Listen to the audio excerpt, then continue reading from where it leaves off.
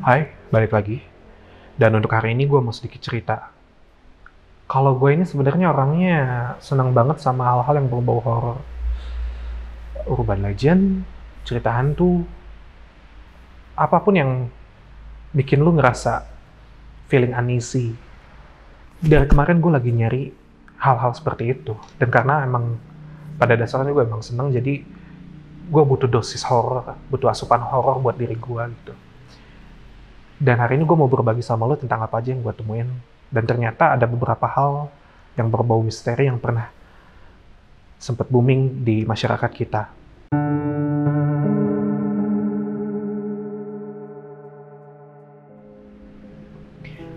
Kita balik lagi ke tahun 2000-an ya. Waktu itu gue inget, waktu itu gue masih kecil dan gue ngalamin ini gitu. Dan ada CD yang beredar di masyarakat, compact disc, kalau lo nggak tahu, dan butuh CD player buat muternya. Kayak, mungkin sekarang udah nggak ada yang pakai CD player tuh. Intinya ada CD yang beredar di masyarakat. Gue nggak tahu ini judulnya apa, judul officialnya apa, gue nggak tahu. Tapi yang jelas, gue nyebutnya waktu itu CD atau VCD Bondowoso. Mungkin lo pernah denger atau mungkin ini lo baru denger. Buat lo yang baru denger, biar gue jelasin sedikit. Atau lupakanlah, lo lihat dulu deh cuplikannya sedikit aja.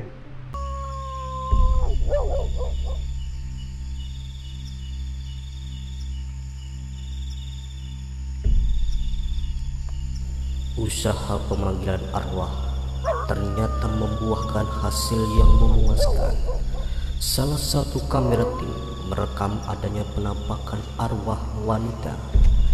Dia menunduk lemas, menampakkan penderitaan yang mendalam.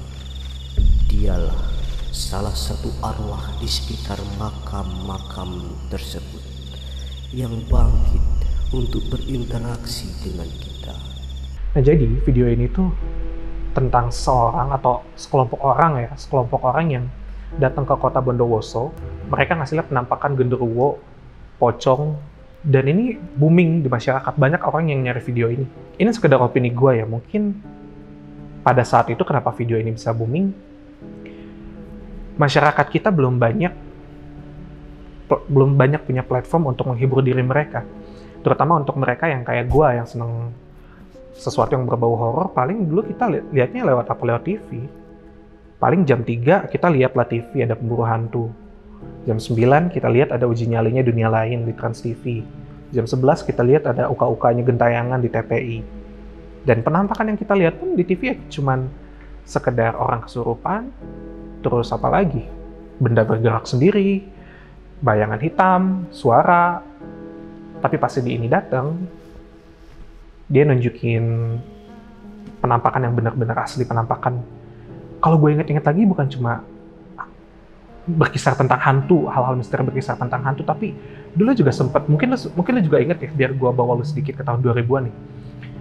Dulu juga sempat ada video kutukan, kalau lo masih ingat mungkin video tentang orang yang dikutuk jadi ikan pari, video orang yang bukan video ya, foto orang yang bentuknya kayak tikus, atau foto orang yang badannya singa, kepalanya manusia, dan semuanya dibilang karena mereka dikutuk sama orang tuanya.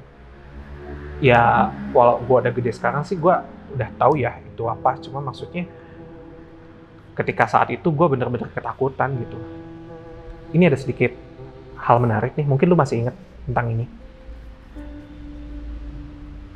Tahun 2006, 2005 atau 2007 lah, sekitar tahun itulah ya. Trans TV nangkap penampakan dan disiarin. Bener disiarin. Jadi mungkin lo masih ingat azan maghribnya Trans TV pada tahun itu. Jadi kalau lo belum tahu, jadi di TV itu kan kalau azan maghrib kan biasanya suka isinya footage orang sholat, footage musola, atau footage tentang ya orang di pasar apa gitu. Nah, Trans TV nayangin satu footage di kereta api, di stasiun kereta api. Lo coba lihat dulu fotonya ya. Nah, di foto itu, gue mau lu jangan fokus ke keretanya, tapi lihat ke yang di tengah. Di belakang pot itu ada apa? Iya, apa yang lu lihat adalah yang gue lihat waktu itu. Kalau kita maju beberapa tahun lagi nih, kayak tahun 2008, 2007, itu rasanya tahun-tahunnya misteri-misteri urban legend booming banget di Indonesia ya. Kayak misalkan di tahun itu lu tau lah ada cerita tentang hantu jeruk purut, kuntilanak merah di Casablanca, di terowongan Casablanca, terus yang paling gue suka sih Mr. Gepeng. Kalau lo masih ingat, mungkin waktu itu, waktu gue masih kecil kali ya, jadi Mr. Gepeng tuh, kalau lo nelfon ke nomor dia, kalau nggak salah nomornya 66666, itu entah kalau diangkat, Mr. Gepengnya bakal ngedatengin lo. Dan di tahun itu, urban legend atau cerita-cerita hantu seperti itu benar-benar booming di masyarakat. Bahkan tahun 2003 ya, sempat booming kolor hijau atau babi ngepet sampai masyarakat naruh depan pintunya daun kelor, ditaruh daun kelor. Misteri-misteri seperti itu yang ketika gue ngebaca atau gue ngeliat atau ketika gue ngedenger bikin gue ngerasa, wah ini serius ada, atau ngerasa kayak gue, terus ini gimana lagi, asal usulnya gimana gitu. Kayak misalkan gini, kayak misalkan tahun 2011 ini sempat masuk berita redaksi siangnya Trans 7 kalau gua nggak salah ya. Kalau misalkan gua salah, lu coba komen aja di bawah. Sempat masuk berita kalau di Sukabumi itu ada penampakan hantu merah. Entah mungkin kuntilanak merah Casablanca-nya di Sukabumi atau intinya ini hantu merah. Jadi lu lihat dulu ini footage-nya sedikit, lihat dulu. Bon. Kurang tempo di dia aduh, nugelis sina. Itu bagaimana kata Om? Kali itu atuh goreng batu kayak gitu.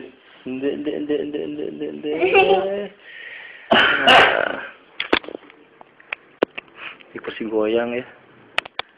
Astagfirullah, Pak. Pak. Naon? Pak tadi. Bieu Pak, ngahau deui Pak. Mana duit lah sih masuk ke batanya warga. Bieu dina kursi bener bieu. Wah. Astagfirullahaladzim ya Allah. Badi itu meureun. Astagfirullah Pak. Aduh, ada uri nih Pak. Mana di mana ya teh? Di dia nak kursi di tah. Di dia ya? Wah mana ya teh? Tidak palon teh. Coba buktikan tuh kayak itu orang lemari itu, lemari luhur. Astagfirullahaladzim Bapak. Mana dijing we. Pak itu sama Pak. Mana. Itu yang ini Pak. Mana. Pak. Nah jadi ini tuh ada orang, dia ngerekam kegiatan dia pasca pindahan, dan pas dia ngerekam nggak sengaja ketangkap video yang lo lihat tadi, video hantu berbaju merah. Terlepas dari gue nggak mau berdebat ini asli atau enggak, bukan itu yang mau gue debatin, tapi intinya adalah saat itu orang-orang benar-benar tertarik dengan misteri seperti itu gitu loh. Bahkan sampai waktu itu rumahnya didatangi banyak orang dari jauh datang ke rumah kosong yang ada di Sukabumi itu. Misteri-misteri sekarang juga banyak kok yang enak buat lo ikutin, kayak misalkan kejadian tahun kemarin tuh yang sempat viral di Instagram, yang cerita tentang bus berhantu Bekasi Bandung. Mungkin lo pernah denger, tapi kalau lo baru denger biar gue jelasin secara sederhana kronologinya. Jadi ada akun Instagram, nama pemiliknya ini adalah Heka Agus Kurnia. Koreksi kalau gue salah di komentar ya. Dia ini bikin story IG, foto dia selfie, di belakangnya bangku kosong. Dan di situ dia bilang, percaya atau enggak, ini rame tapi di kamera kosong. Jadi kronologinya, dia itu mau pulang dari Bekasi ke Bandung. Biasanya dia bilang biasanya tuh dia bawa mobil, cuman entah kenapa saat hari itu dia malas banget bawa mobil, akhirnya dia naik bus ekonomi. Awalnya semuanya kelihatan biasa aja. Kondekturnya juga ya biasa, kondektur biasa, Bandung biasa seperti itu. Sampai saat masuk jalan tol, ketika dia tidur terus dia bangun dengan ekspektasi kalau dia tidur nanti bakal dibangunin sama kondekturnya karena harus nagih uang ongkosnya.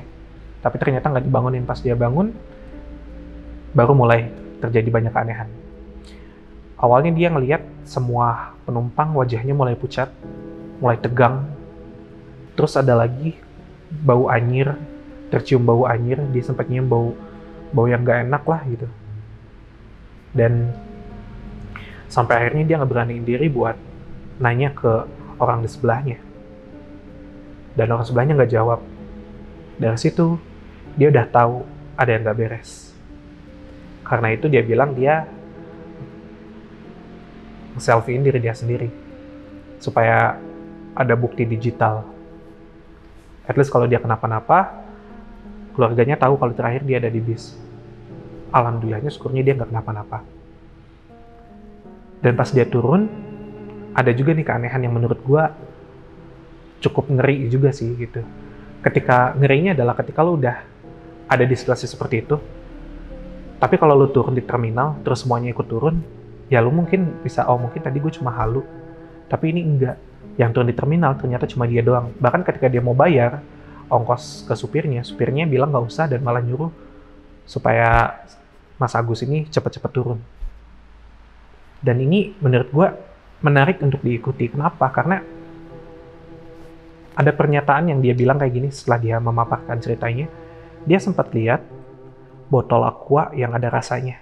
Orang megang botol aqua yang ada rasanya. Yang kalau lu nggak tahu, aqua itu tahun 2002, 2003 atau 2004-an lah ya, sekitar tahun itu ngeluarin produk aqua yang ada rasa buahnya. Oh sekarang kayaknya udah nggak ada ya, yang ada rasa buahnya. Dan dia ngeliat itu, walaupun nggak sebersih kayak baru dibeli, maksudnya udah kayak udah dipegang lama. Dan dia ngeliat itu gitu. Nah itu kan yang bikin menarik gitu. Apakah dia bener-bener masuk ke bus hantu? Ataukah mungkin dia cuma sekedar time slip ke tahun 2003-2004-an? Itu yang jadi misteri menarik untuk diikuti. Lo sendiri gimana nih? Maksud gue, perasaan apa yang pengen lo dapatin ketika lo ngebaca hal-hal yang misteri? Entah itu kasus pembunuhan, entah itu hal-hal aneh yang terjadi di dunia kita, entah itu hal-hal mengerikan tentang cerita hantu, atau apapun itu gitu, eksperimen-eksperimen gila apalah gitu. Yang pokoknya hal-hal misteri yang bener-bener bikin lo ngerasa nggak nyaman. Selain perasaan itu, perasaan apa lagi sih yang pengen lo dapetin ketika lo ngebaca hal seperti itu? Takutkah? Ataukah menurut lo misteri yang bagus itu adalah misteri yang ketika gue baca gue ngerasa takut atau gue ngerasa merinding? Atau misteri yang bagus itu adalah ketika gue baca atau gue denger atau gue lihat, gue ngerasa gue pengen ngegali ini lebih dalam? Perasaan apa yang pengen lo dapetin selain rasa nggak nyaman mungkin? Apa? Komentar di bawah. Siapa tahu nanti bakal gue ceritain di video berikutnya.